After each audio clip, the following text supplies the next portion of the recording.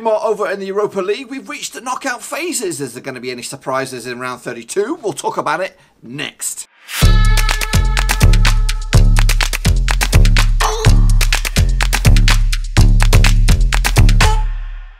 That's right, folks, back once again with another prediction video, this time looking forward to the knockout phase of the Europa League, and we're going to start with the round of 32, and we'll get to those in just 1 second. If you're new to the channel, smash your subscribe button and keep you bang up to date with all things Europa League related, Blackburn Rovers related, world football related. We're going to all here under one roof. Now let's jump into the thick of things and take a look at the first round knockout phases, and we're going to go into the first legs.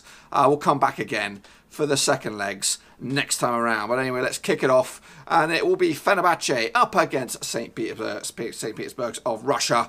So the first leg will be out in Turkey, and it's going to be a difficult one, this one, obviously.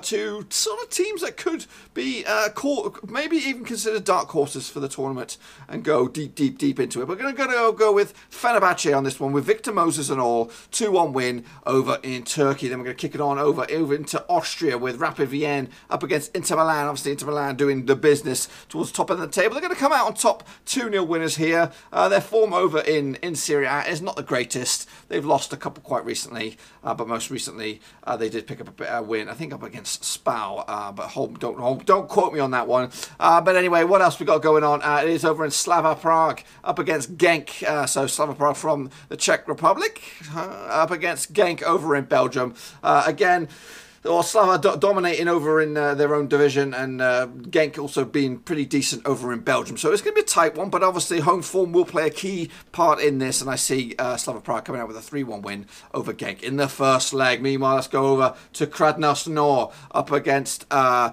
Leverkusen. Well, obviously Bayer Leverkusen have had an indifferent start to the old Bundesliga, but they are very, very good. And obviously, did they start originally in the Champions League and then get knocked down into this phase? I think. Don't hold me to it, but I do see the Germans coming out top with a 3-0 win over Krasnodar. Over in France, then, Stade Rennes up against Real Betis. Now, Real Betis are they doing okay in the old La Liga? I think they're doing okay. I think they're up in the top 6, maybe. We'll have to check back on that in a little bit later on. But they come into this game in a bit of indifferent form, with the last win coming back against Atletico Madrid on the 3rd of February. As for Rennes, they come into this in a pretty decent form, winning 2 out of the last 4. Their only defeat go up against PSG, and that was a 4-1 spanking way back at the end of January. But for me, I'm going to go with a 2-2 draw on this one, which will make the second leg very, very interesting. Next up, over in Greece, it will be Olympiacos up against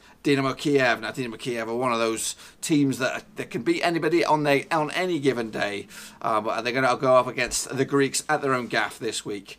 And I see the Olympiacos coming out on top with a big fat 3-1 win over Dinamo Kiev.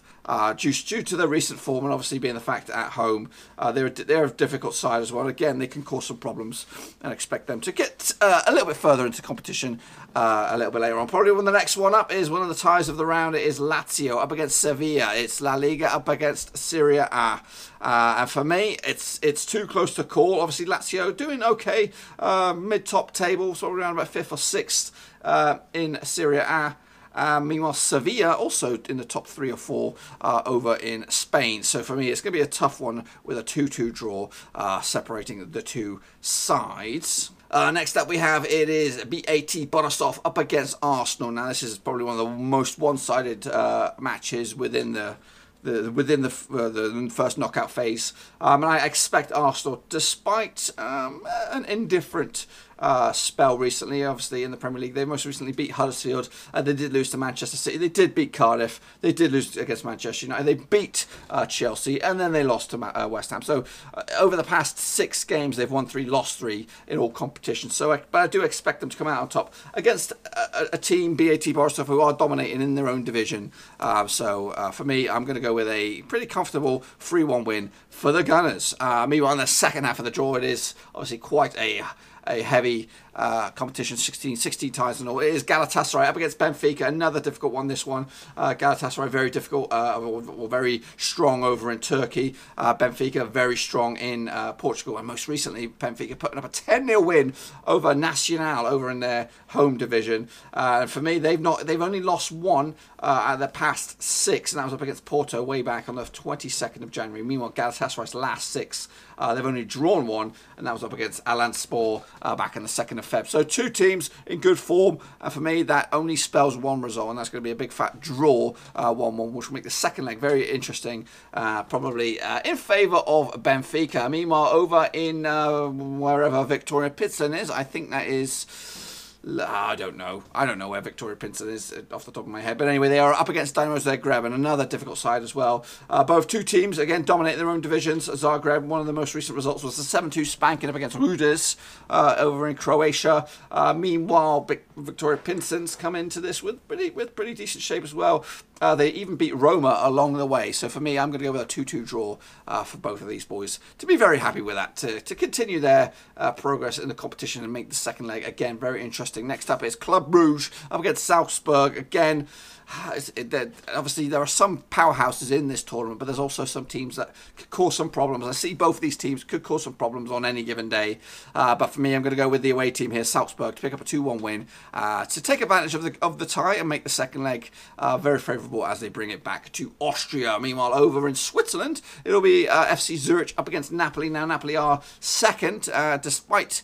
if Juventus were removed from the equation, Napoli will be flying high comfortably, because they got a good, comfortable a cushion in second spot up against Zurich. Again, this is going to be quite a lopsided game for me. I think Napoli should win it quite comfortably, 3-1 win, and pretty much, you know, put their foot in the next round. Next up is Malmö up against Chelsea, another lopsided one. This one, obviously, Malmö a decent side over in Sweden, up against Chelsea though, who have. They've had some interesting results recently. Obviously, they lost hot off the press against Manchester City 6-0 on the weekend. Before that, beating Huddersfield 5-0. But before that, they lost against Bournemouth 4-0. So, leaking a lot of goals. So, they've leaked 10 goals in the past 3 games. But I do expect them to put down a bit of a benchmark and a bit of a response this weekend up against Malmö, 4-1 winners. Moving on to Shakhtar Donetsk up against Frankfurt, another difficult one, this one. My first instinct was to side with the Germans on this one, but I think Shakhtar Donetsk are, again, one of those sides that could be a dark horse to go all the flipping way here. I think they've previously won this tournament over the past few years, so they're going to be in the mix, and I expect them to come out on top in the home leg anyway with a 4-2 win over the Germans, Eintracht Frankfurt, and it'll make a difficult second leg, but still achievable for Frankfurt. They'll just need 2 goals and they'll go through on away goals. Moving over to Celtic up against Valencia, another one. This Celtic obviously cruising over in Scotland, winning the last 6 out of 6 up against Valencia, who are mid-table, drawn the last 3, and they've lost 1 in the last 6. So in different forms, so I think it's doable, the first leg anyway for Celtic. I think they're going to come out on top with a 2-1 win to give themselves a bit of a boost going into the second leg when that comes around. And wrapping it up, it is Sporting, who obviously went through a lot of turmoil over the summer. A lot of players leaving, up against Villarreal, who are hodgepodging it around in La Liga. It's hard for Villarreal, I think, to get themselves anything from this game. I think Sporting will come out on top with a 3-2 win and a 5-goal bonanza to wrap up the first round knockout phases. That's pretty much all I've got for you today, folks. If you've enjoyed the video, please give it a good old thumbs up. And if you're new to the channel, smash your subscribe. We'll keep you bang up to date with all things Europa League related, Blackburn Rovers related, world football related. We've got it all here under one roof. And before we let you go, make sure you drop your own predictions down in the comments section below. I think the first Europa game will be actually the day of this video, which is Tuesday. I think it is Fenerbahçe up against Lokomotiv Moscow. That's the only game that's going on Tuesday. The rest come on Thursday, so not much of a turnaround time to get your eyes on this video and get your predictions down below. Anyway, I'll be back again for the second leg when that comes around. Until then, thumbs up, subscribe, and we're out. Thanks again for watching. Please like, share, and most importantly, hit the subscribe button to keep you bang up to date with all things Blackburn Rovers related, Championship related, football related. We've got it all covered right under one roof. And while I still have you, please be sure to check out some of the old videos scattered along here. I hope.